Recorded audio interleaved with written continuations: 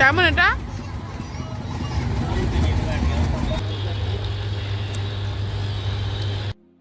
নমস্কার, কেমন আছেন সকলে? আশা করছি সবাই খুব ভালো আছেন। হজরবাউলের রূপুর নতুন ব্লগে তোমাদের সকলকে জানাই অনেক স্বাগত। তো আজকের ভিডিওটা ঠিক বিকেল থেকে, আর এই রাস্তাটাও তোমাদের খুবই চেনা।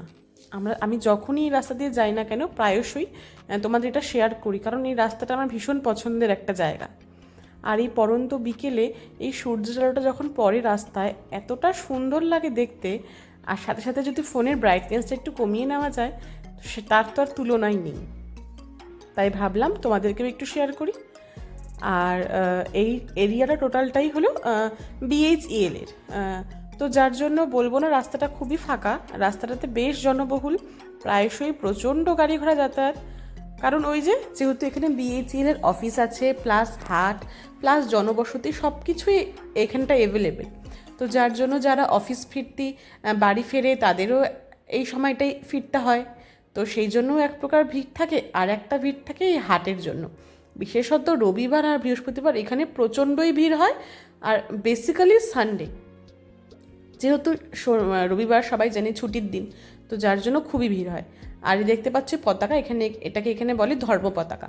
তো এখানে এসেই হঠাৎ করে জানতে পাচ্ছি যে এখানে মেলা বসেছে, ভাগীরথ মেলা, যেটা আমরা যেখানে হাটে আসি ঠিক হাটের পাশেই বসেছে, মানে লাগোয়া বেশ অনেকটা জায়গা জুড়ে সেই মেলাটা বসেছে। তো আমার তো ফার্স্ট টাইম হরিদ্বারের মেলা দেখার সৌভাগ্য।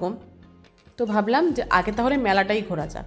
তো সেই জন্য আগে বাজার না করে আগে চলে এসেছি মেলা ঘুরতে। মেলা ঘুরে মেলায় দেখবো কী কী জিনিস আছে, যদি কিছু কেনার থাকে সেগুলো কিনবো, খাওয়া দাওয়া করব, আর তোমাদের সাথে সেটা শেয়ার করব যে হরিদ্বারের মেলা কেমন হচ্ছে, কোথায় কি দোকানপাট বসেছে, কি সেখানে কি ব্যাপার, সবটা শেয়ার করব। আশা করছি তোমাদের খুব ভালো লাগবে, আর নিজেও সবটা উপভোগ করতে চাই। তো চলো ভিডিওটা দেখতে থাকো লাস্ট পর্যন্ত।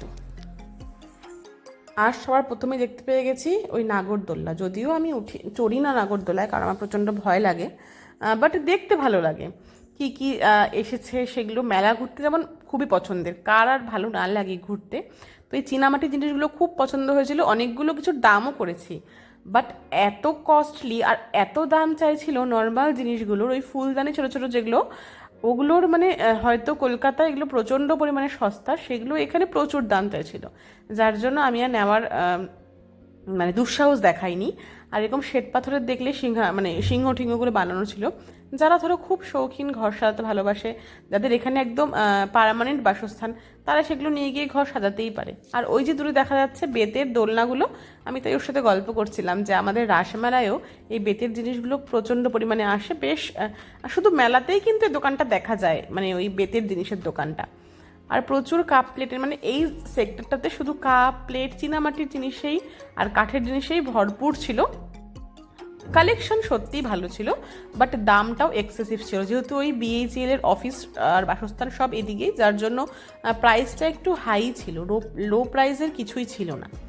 এরকম 20 টাকার দোকান ছিল, আমার সেটা দেখেই মনে হচ্ছিল যে আমাদের ওখানে যেমন যে দেখো লেখা আছে 20 টাকার সেল, সেটা দেখে আমার মনে হচ্ছিল যে আমাদের ওখানেও যেমন পাওয়া যায় 10 টাকা 5 টাকা, সেটাই দেখে মনে হচ্ছিল।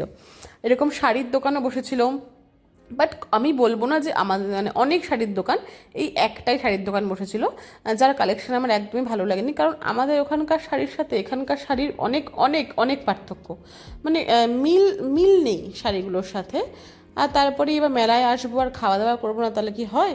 তো সবার আগে ও টেস্ট করছিল পানিপুরি, তো ওর মুখটা দেখেই বুঝতে পারবে যে কেমন। আমাকেও একটা দিয়েছিল, কিন্তু সত্যি বলছি মানে এত বাজে ছিল খেতে, আমি এরম পানিপুরি হয়তো আগে কখনো খাইনি, এতটাই বাজে ছিল। এখানকার লোকজন হয়তো সেটাই খায়।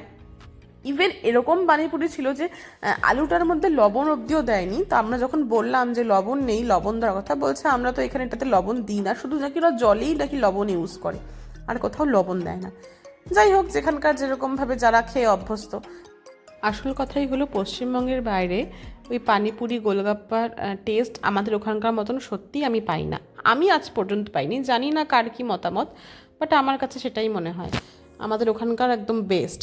তো যাই হোক, এরকম ঘর সাজানোর আর্টিফিশিয়াল ফুলের দোকানও বসেছিল, অনেক রকম খাওয়ার দোকান, মানে খাওয়ার দোকানের প্রচুর ভিড় ছিল। এরকম কানের যে ইয়াররিংস সেগুলোও ছিল, বাট আমি এইসবগুলো পরি না, মানে আমার স্যুট করে না, আমার খুব ইনফেকশন হয়ে যায়, তো যার জন্য আমি আর এগুলো নিইনি। জাস্ট দেখেছি, ঘুরেছি, দেখেছি, কিছুই কিনিনি, কারণ ওই যে এক্সেসিভ দাম যাচ্ছিলো, মানে আকাশ ছোঁয়া দাম যাকে বলে। তো যার জন্য শুধু ঘুরেছি। আর এরকম আচারের দোকান দেখেই আমার সেই ছোটোবেলাকার কথা মনে পড়ে যাচ্ছিলো, যখন আমি ছোটোবেলায় মেলায় যেতাম।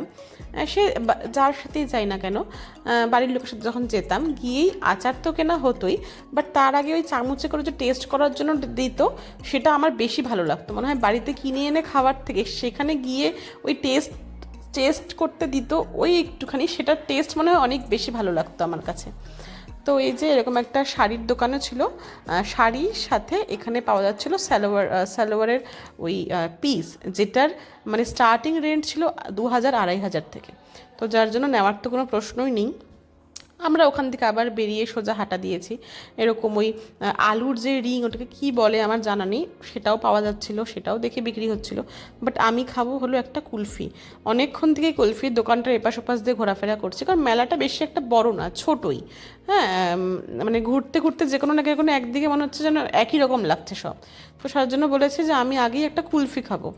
তো সেই জন্য এখন কুলফি নিয়ে এখন কুলফি খেতে বসে গেছি, যদিও ও খাবে না, ও খুব একটা পছন্দ করে না ঠান্ডা জিনিস।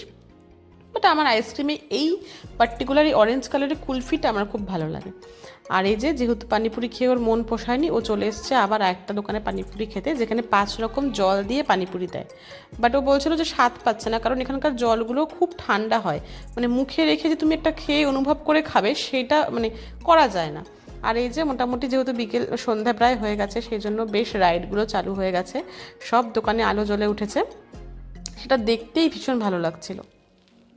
আর এই মঞ্চটাতে যা মনে হচ্ছে আমার বোধহয় গান বাজনা রাতের বেলা করে হয়। আর তারপরে আমরা খুঁজে পেয়েছিলাম একটা বাঙালি দোকান, যেখানে আমাদের সাথে বাংলায় কথা বলছিল, সেটা আমার ভীষণ ভালো লেগেছিল। বেশ অনেক দিন পর মানে অন্য কারোর বাঙালি রান্না খেতে পাচ্ছি, বা একজন বাঙালি লোকের সাথে কথা বলতে পারছিলাম। তো এখানে গিয়েই ফার্স্টে কি নিয়েছিলাম, একটু ভেজ মোমো, দেন নেওয়া হয়েছিল আলুর চপ আর বেগুনি। প্রায় সন্ধে হয়ে এসছে আর সব লাইটগুলো জ্বলেছে, কত সুন্দর লাগছে দেখতে।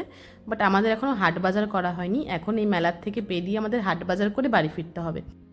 আর এখন এই এন্ট্রি গেটটাতেও কত সুন্দর লাইট জ্বালিয়েছে, কত সুন্দর লাগছে না দেখতে। তো চলো, আজকের ব্লগটা এই পর্যন্তই থাকছে। কেমন লাগলো তোমাদের ব্লগটা অবশ্যই কমেন্ট করে জানিও। ভালো লাগলে like, comment, share and subscribe করে দিও। নেক্সট ব্লগে খুব শীঘ্রই দেখা হচ্ছে তোমাদের সাথে। আজকের মতন বাই।